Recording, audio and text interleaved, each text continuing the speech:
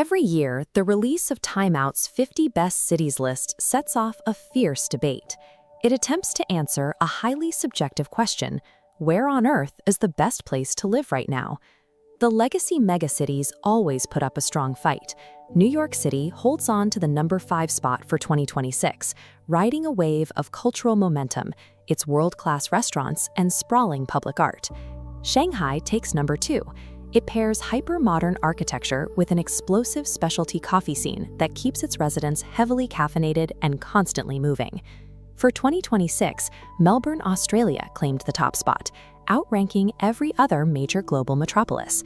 A relatively remote city of just 5.5 million residents managed to beat out the world's most powerful, historically entrenched metropolises.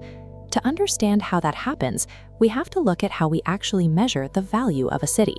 This chart shows the Oxford Economics Global Cities Index. It ranks urban centers using hard, quantitative metrics. It measures GDP output, scores transit efficiency, and calculates human capital. By these numbers, places like New York and London dominate.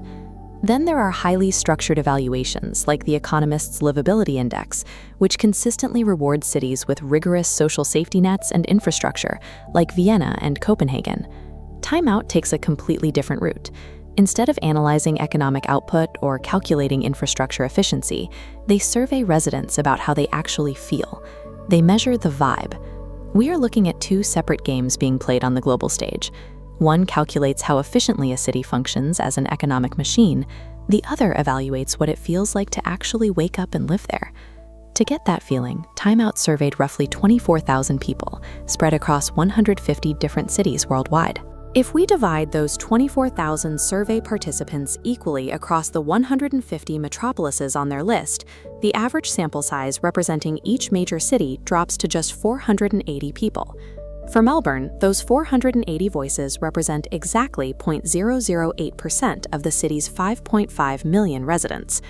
Critics, including data analysts at The Guardian, point out the mathematical fragility here. Crowning a definitive global winner based on a fraction of a percent of a local population leaves massive room for statistical noise. Because the survey relies on volunteers, likely existing readers of the publication, it risks measuring local civic pride and readership bias rather than establishing an objective statistical reality. But the questions themselves are revealing. The survey asks residents to rate the strength of independent food scenes, the community feel of their neighborhoods, and even their chances for romance. These subjective criteria align perfectly with Melbourne's specific cultural strengths. The city hosts major international events like the Australian Open, packing out stadiums and flooding the streets with energy.